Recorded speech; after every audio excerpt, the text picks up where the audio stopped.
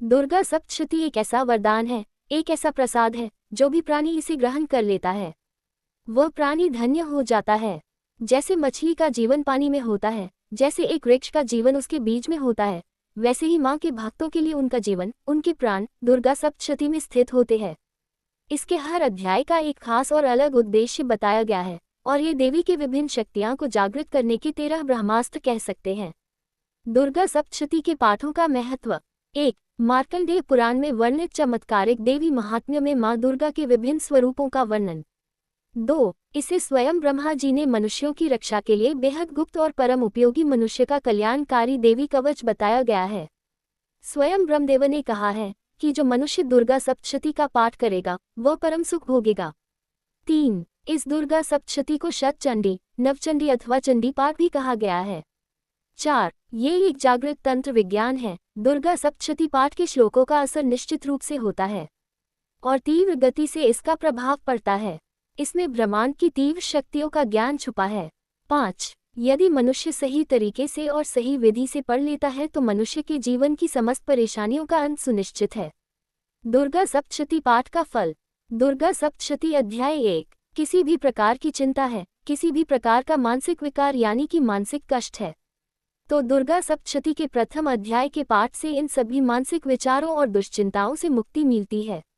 इंसान की चेतना जागृत होती है और विचारों को सही दिशा मिलती है। किसी भी प्रकार के नेगेटिव विचार आप पर हावी नहीं होते हैं। अतः दुर्गा सप्तशती के पहले अध्याय से आपको हर प्रकार की मानसिक चिंताओं से मुक्ति मिलती है। दुर्गा सप्तशती अध्याय 2. दुर्गा सप्तशती के दूसरे अध्याय के पाठ से मुकदमे में विजय मिलती है। किसी भी प्रकार का आपका झगड़ा हो, वाद विवाद हो, उसमें शांति आती है और आपके मान सम्मान की रक्षा होती है। दूसरा पाठ विजय के लिए होता है, लेकिन आपका उद्देश्य, आपकी मंशा सही होनी चाहिए, तभी ये पाठ फल देता है। अगर आप झूठ की बुनियाद में कभी इस अध्याय का पाठ करते हैं और चाहते हैं कि माँ आपकी सहायता करें, तो ये आपकी बहुत बड़ी भूल है। दुर्गा सप्तशती अध्याय 3. तीसरे अध्याय का पाठ शत्रुओं से छुटकारा प्राप्त करने के लिए किया जाता है। दोस्तों, शत्रुओं का भय व्यक्ति के जीवन में बहुत पीड़ा का कारण होता है, क्योंकि भयग्रस्त व्यक्ति चाहे वो कितनी भी सुख सुविधा में रह रहा हो, कभी भी सुखी नहीं रह सकता है। अतः इस अध्याय के पाठ करने से आंतरिक और बाहरी दोनों प्रकार के भय नष्ट हो जाते हैं। अगर आपके गुप्त शत्रु हैं जिनका पता नहीं चलता और जो सबसे ज्यादा हानि पहुंचा सकते हैं, तो ऐसे शत्रुओं से छुटकारा पाने के लिए तीसरे अध्याय का पाठ करना सर्वोत्तम होता है। दुर्गा सप्तशती अध्याय 4. दुर्गा सप्तशती का चौथा अध्याय माँ की भक्ति प्राप्त करने के लिए, उनकी शक्ति, उनकी ऊर्जा को प्राप्त करने के लिए और उनके दर्शनों के लिए सर्वोत्तम है।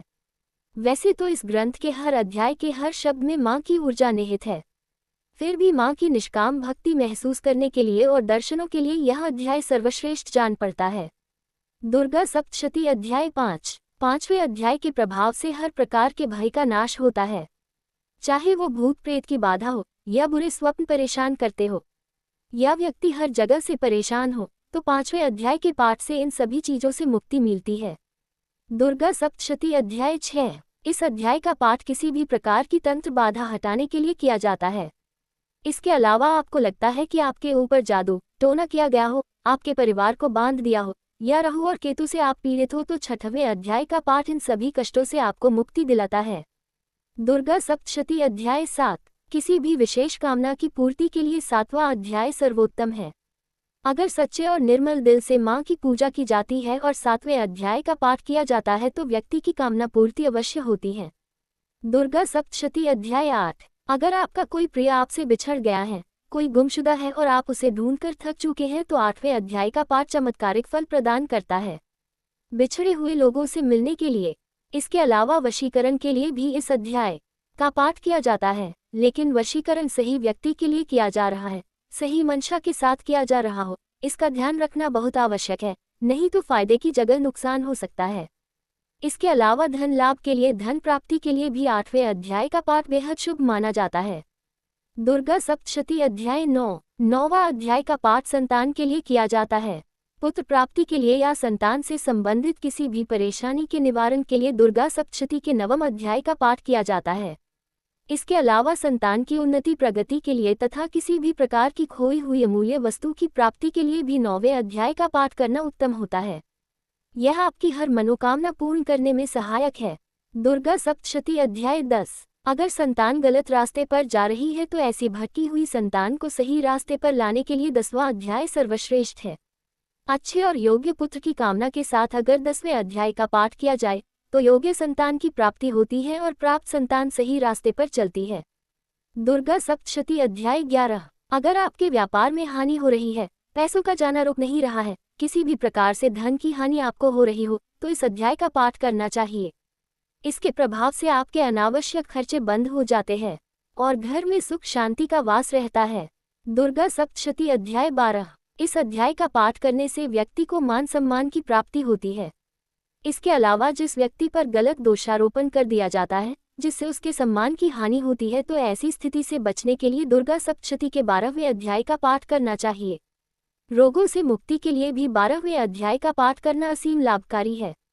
कोई भी ऐसा रोग जिससे आप बहुत सालों से दुखी है और डॉक्टर की दवाइयों का कोई असर नहीं हो रहा है, तो 12वें अध्याय का पाठ आपको अवश्य करना चाहिए।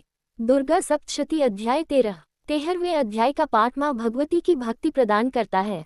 किसी भी साधना के बाद माँ की पूर्ण भक्ति के लिए इस अध्याय का पाठ अति महत्वपूर्ण है। किसी विशेष मनोकामनाओं को पूर्ण करने के लिए, किसी भी इच्छित वस्तु की प्राप्ति के लिए इस अध्याय का पाठ अत्यंत प्रभावी माना गया है।